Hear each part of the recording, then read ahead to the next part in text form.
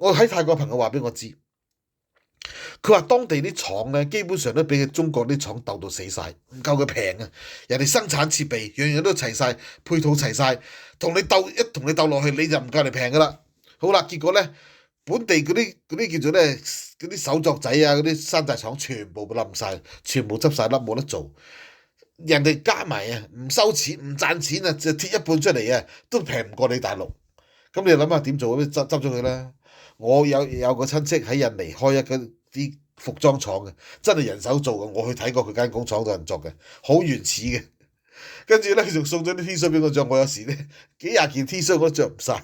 問題就係佢哋都唔夠大陸平啊！佢哋人手做出嚟啊，一件要成本要廿幾蚊啊！好講緊十幾年前、20年前都有啊，要做廿幾蚊。咁你點賺錢咧？你就算唔賺錢都平唔過大陸啊！大陸做出嚟可以幾蚊件出口，你諗下係咪死啊？